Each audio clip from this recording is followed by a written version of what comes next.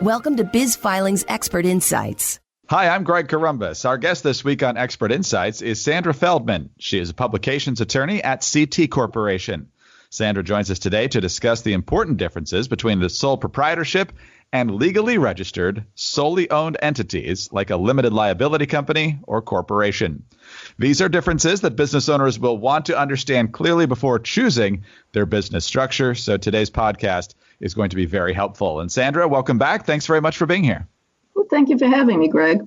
Now, some listeners may remember that in past podcasts, I've mentioned that one of the most important decisions for any man or woman who wants to start a small business or who has started one is whether to operate the business as a sole proprietorship or to form an LLC or corporation.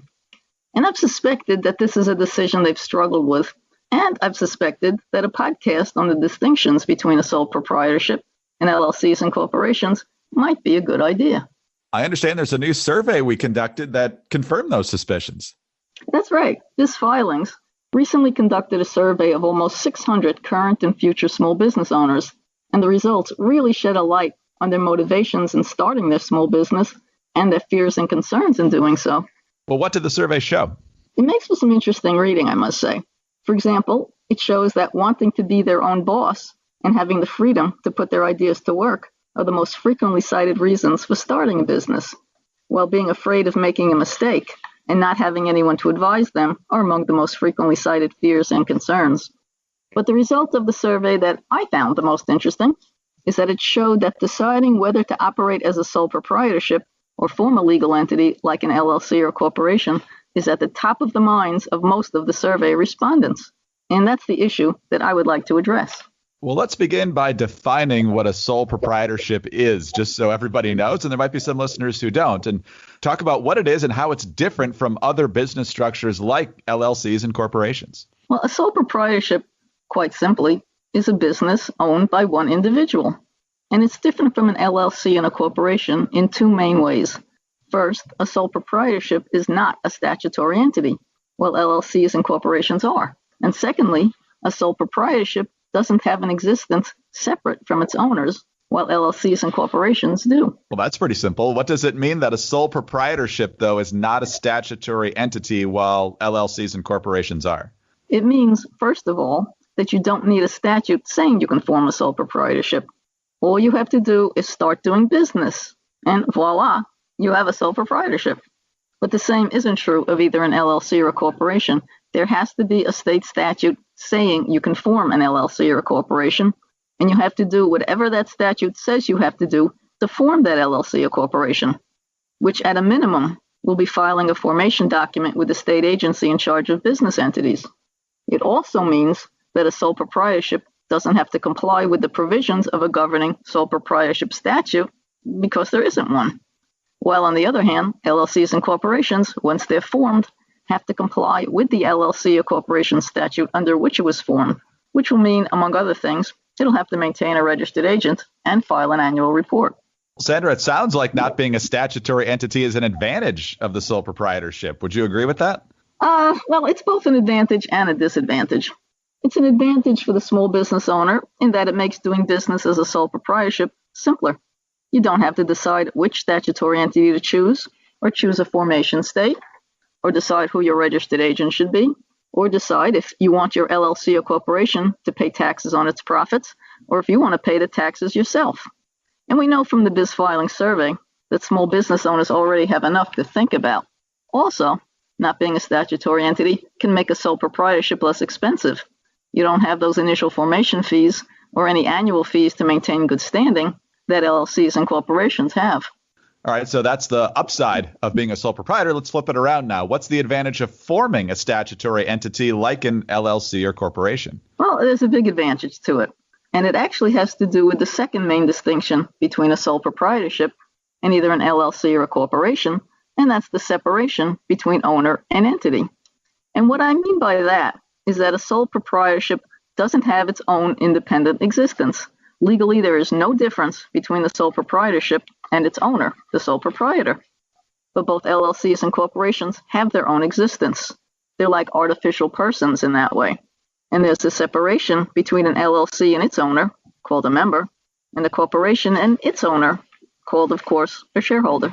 And this is a critical point. Explain why a separation between owner and entity is important. Well, it's important because it results in limited liability for the sole member of an LLC and the sole shareholder of a corporation that a sole proprietor doesn't have. In a sole proprietorship, the sole proprietor owns the business and therefore is liable for all of the business's debts, obligations, and other liabilities.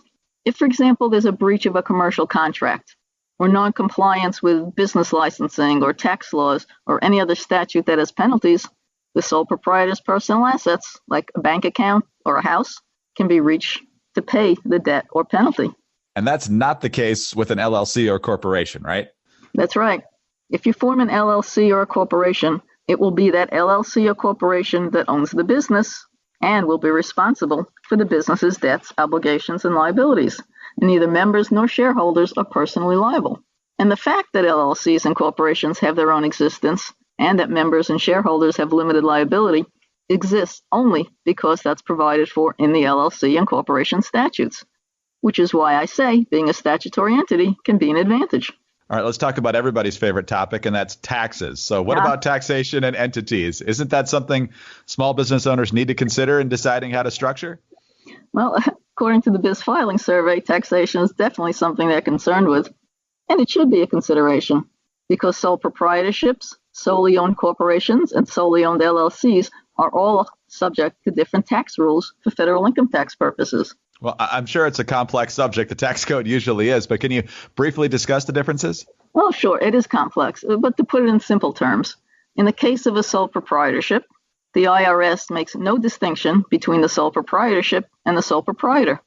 The business's profits are the sole proprietor's profits, and he or she pays the taxes on those profits. In the case of a corporation, a sole shareholder has a choice. By default, the corporation will pay income taxes on the profits. We call that C corporation taxation because the tax rules are found in subchapter C of the Internal Revenue Code. However, by making a filing with the IRS, the shareholder can elect to pay the income tax on the profits him or herself, and we call that S corporation taxation.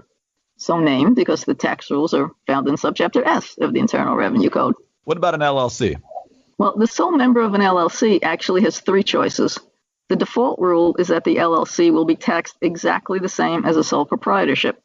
However, by making the appropriate filings with the IRS, the LLC can be taxed the same as an S corporation or a C corporation.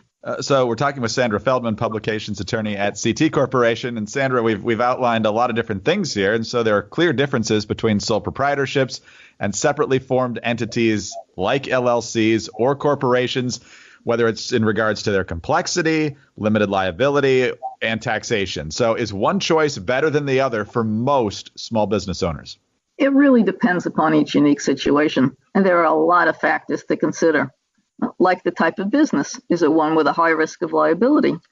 Or the owner's financial situation? Will he or she need outside funding, which is easier to get for a corporation or an LLC? Or are there plans to expand?